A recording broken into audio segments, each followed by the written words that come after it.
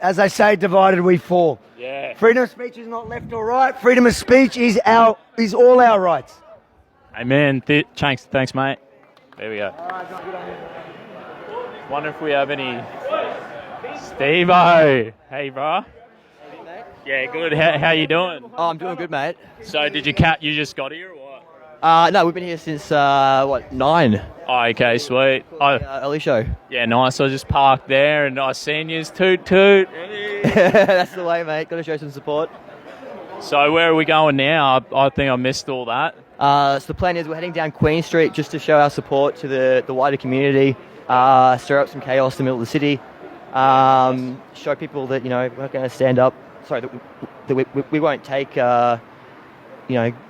guys who are fighting for freedom being jailed and having their voices silenced. So we've had a good turnout, and we'll see what we can do in Queen Street. Heaps of us here. And look, here's little Malcolm Roberts, the legend.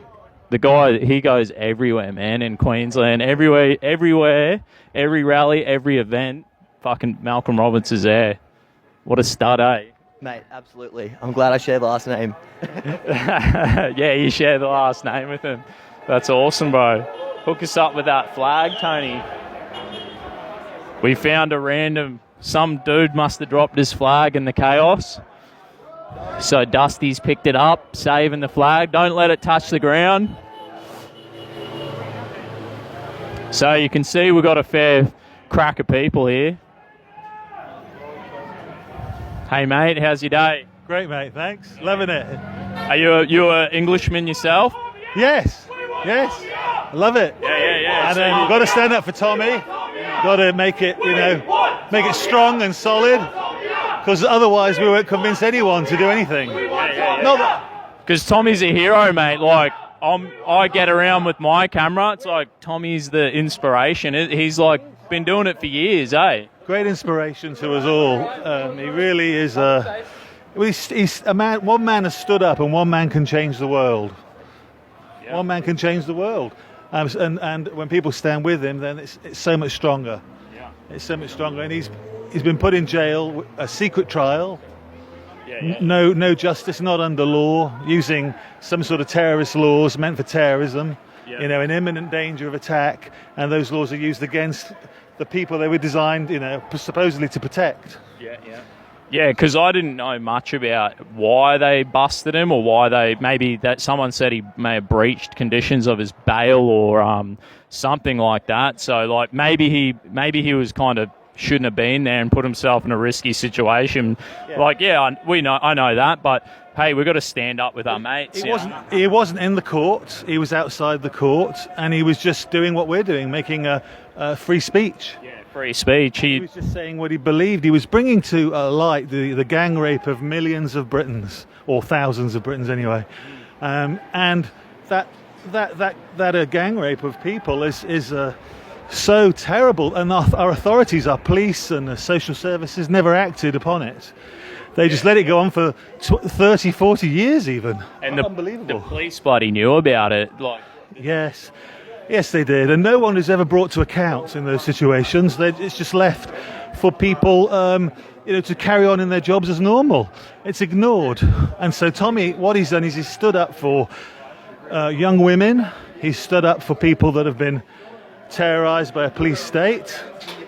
And for doing that, he's been put inside himself.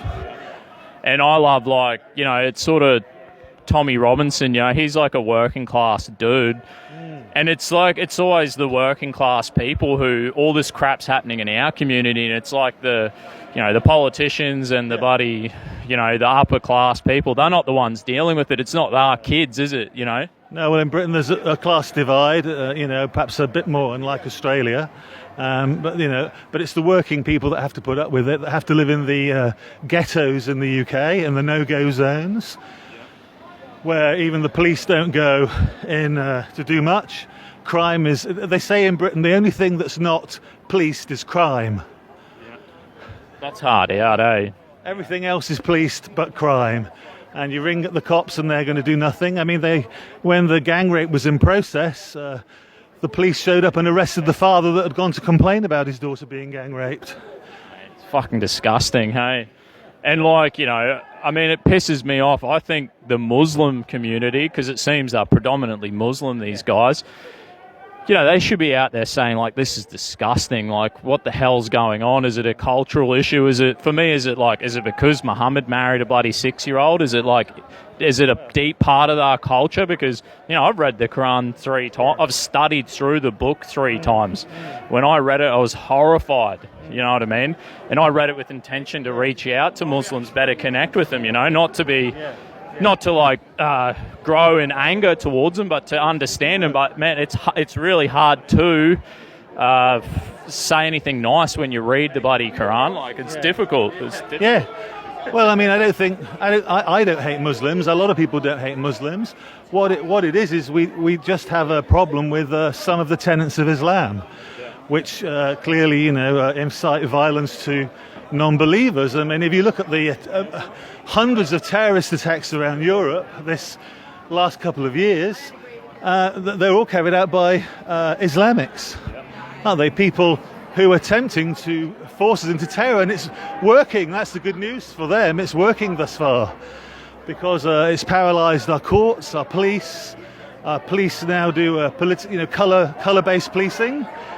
So if you're of a different colour or a different ethnicity, then you're regarded as going to be dealt with differently by the law. In Britain, there's 80 to 100 Sharia courts openly operating right now, and so we have a parallel legal system. The imams in the police, where the police patrol in the councils areas, they select the police. Holy damn. Yeah, we really have no idea. Like, and I've often said to people, if we continue, you know, mass immigrating Muslims, we're going to have the same problem, because it seems that there's a core, you know, I'm a Christian, I go to church, and the thing is, we don't have like a Sharia court system. We don't have pastors. They might give you advice and stuff, but it's not the same culture. Like, this is a part of their culture, and you know what I mean? Like, they have these, every mosque is a Sharia court law system in its own. Realistically, like, you know, people say might not believe that there's Sharia courts operating in Australia, but I'll tell you what, wherever there's a mosque, you're pretty much going to be getting that happening, you know? Yeah, it's, Sharia law is the goal of the Islamic movement. You look at any Islamic country, the Sharia law means the women suppressed and gays suppressed and killed. So that's coming to an Australian town near you if we don't do something. Hey mate, thanks so much. Pleasure. Cheers mate, legend. Maybe we might head around this way and see if we can get a view. Don't know who this old fella is who's up here having a mad rant, but he's doing a bloody good job. Might see if we can get a yarn going with some other people. Maybe should I pull this out and see if we can.